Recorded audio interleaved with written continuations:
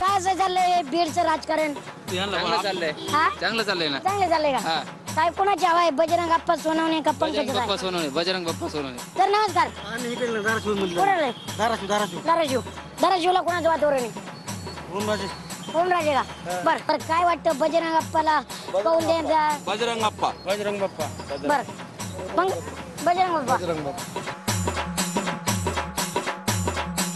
काय वाटतं तुम्हाला नेमकं इकडे जनता कोणाला साथ देईल?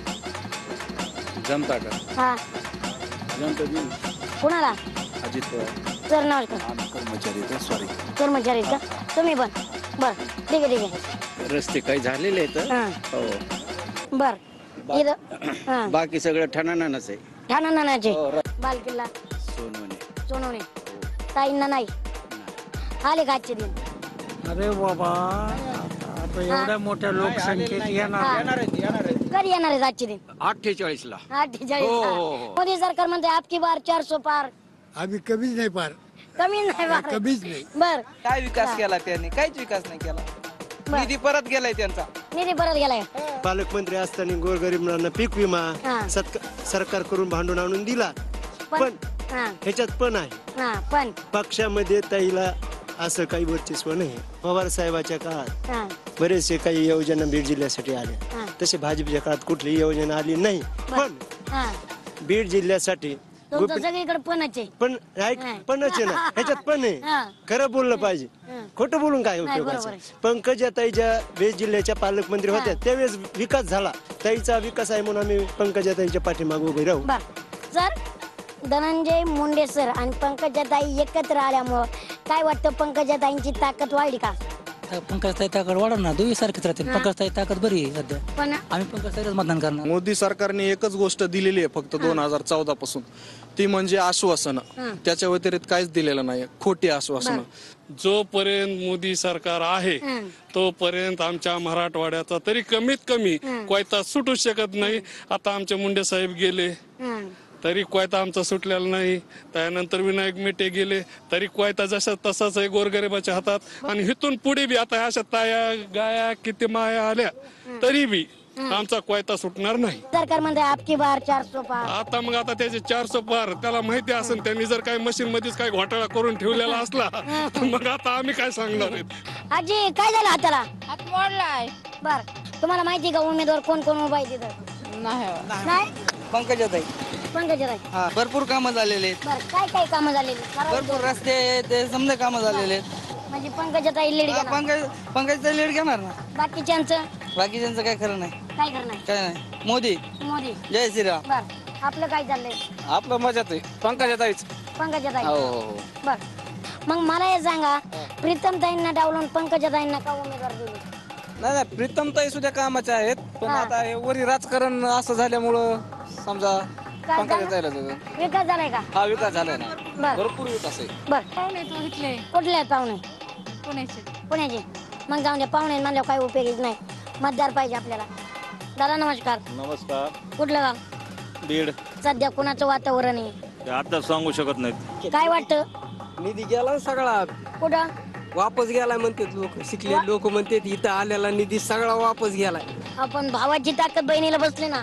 म्हणजे ती फक्त भाऊबीची दिशा असती ताकद. हे राजकारणात नसतं. भाऊ बहीण घरी. ते महाविकास आघाडीकडे बघा अजून एकदा चेक करून त्यांना. नाही तर त्यांना बी आधी बघितलेलं आहे. सगळे जुनेच आहेत. निष्क्रिय लोक आहेत सगळे. कोणा संग लग्न केलं तर पुरीच व्हायला लागल्यात. पोरग काय व्हाय ना. त्याच्यामुळे विकासाचं काही खरं नाही. आणि कुणा संग तरी लग्न करावंच लागेल ना. त्याच्यामुळे कुणी होऊ, पोरं हो पुरी हो, नाही तर काही बी नाही झालं तरी त्यांना देणं रस्ता हो नाही हो ते सगळं आलं. काय नाही देऊन उपयोग नाही त्याचा. देऊनच उपयोग नाही. का बरं? आमच्या सरकीला भाव नाही, कापसाला भाव नाही, सोयाबीनला भाव नाही. भारतीय जनता पार्टीकडे असा कुठला साबण आहे माहित नाही की ते त्यांच्याकडे गेल्यानंतर किती भ्रष्ट माणूस धुतल्या तांदळासारखा होतो. आणि 300 रुपयाची खताची गोणी 1200ला 1800ला 1500ला झाली. बरोबर आहे. आणि तुम्ही आम्हाला 2000 देऊन कोणता उपकार करायला लागले? असं पाणीच नाही. नगरपालिकेला सांगत नाहीत का तुम्ही? आणि नगरपालिकेमध्ये ते माजलगावचा पाणी तेल. हो पाणीच नाही. कोणाला अर्ज वगैरे करतात का नाही? साहेब आता इलेक्शन चालू आहे, आचारसंहिता चालू आहे. अधिकारी जारचं बिस्लरीचं पितेत, आम्ही तळ्यावरून गडूळ बिडूळ आणतो आणि ते पितो आणि तुम्ही विचारतात मतदान कोणाला करायचे?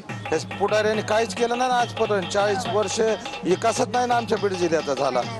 मग आता केव्हा व्हायचा विकास? पण रेल्वे धावली ना. कुठं धावली? नाही धावली. कुठं धावली? धावणार आहे ना.